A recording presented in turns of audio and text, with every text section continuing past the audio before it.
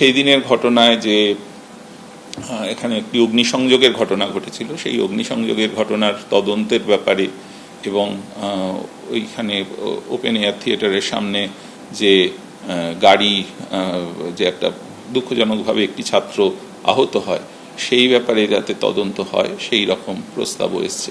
বিচার বিভাগীয় তদন্তের কথা হয়েছে, উপাচার্য সেখানে জানিয়েছেন তার মতামত, কিন্তু শেষ পর্যন্ত কি হবে, কিভাবে হবে, তার সেটা উপাচার্যের সঙ্গে কথা বলে সিদ্ধান্ত নেওয়া। তদন্ত কমিটির প্রস্তাবের কথা শুনলেন আপনারা, কিন্তু ঠিক কি ঘটেছিল শনিবার, যেখানে একেবারে ওয়েবকুপার যে বার্ষিক সাধারণ সভা তাতে অংশগ্রহণ করতে এসেছিলেন ব্রাত্য বসু, তার গাড়িতে ভাঙচুরের ঘটনা ঘটে এবং তারপর 3 ঘন্টা অপেক্ষার পর যখন তিনি বেরিয়ে যান, সেই সময় তার গাড়ির চাকায় আহত হয়েছেন ছাত্র এবং এই ঘটনাকে ঘিরে কিন্তু তোলপাড় পড়ে যায়।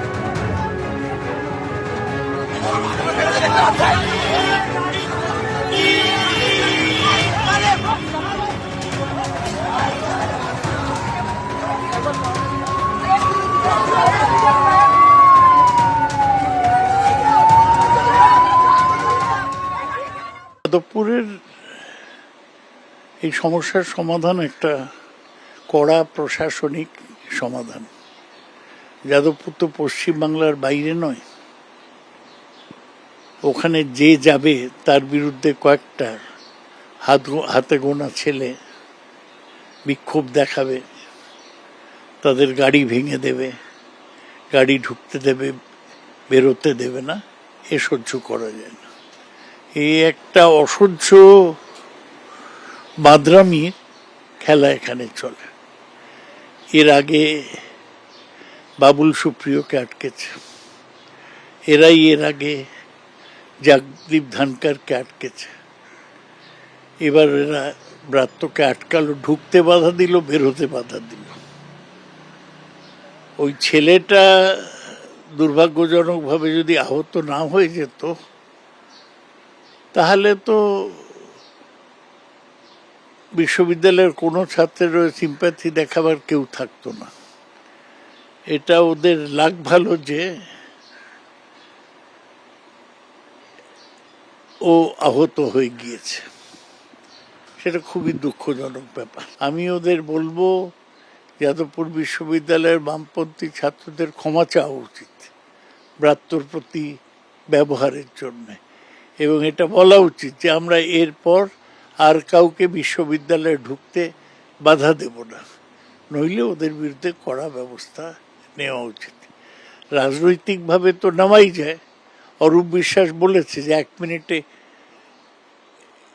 যাদবপুরে আমরা দখল করে নিতে পারি। যদি 2-3 হাজার মানুষ ঢুকে যায় তৃণমূলের সমর্থক, কোথায় পালিয়ে বাঁচবে এরা? সলিউশন হচ্ছে আলটিমেটলি প্রেসিডেন্সি কলেজে যেরকম হয়েছিল, একদিন পুলিশ ঢুকলো, পরের দিন নকশালরা পালিয়ে গেল।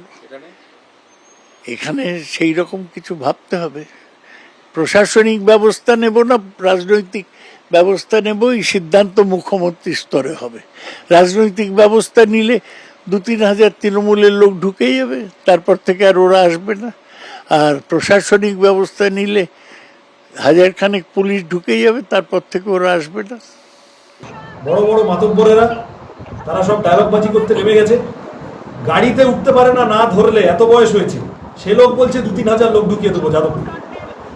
নিজের দলের নেতাজি ইন্ডোরের মিটিংয়ে ঢুকতে পারেনি, বাইরে দাঁড়িয়েছিল, সে এখন দলে নম্বর বাড়ানোর জন্য সিপিএম এর পার্টি অফিস ভাঙতে লেগেছে। আরে এরা আসুক, নিজের সিকিউরিটি ছেড়ে, মন্ত্রী শান্ত্রী সাংসদের তকমা ছেড়ে, পুলিশ ছেড়ে, বাদ দিয়ে আসুক বাংলার এই বাচ্চা বাচ্চা ছেলেমেয়েগুলোর সামনে। বাংলার ছেলেমেয়েরা বুঝে নেবে কত ধানে কত চাল, কার কত দম আছে।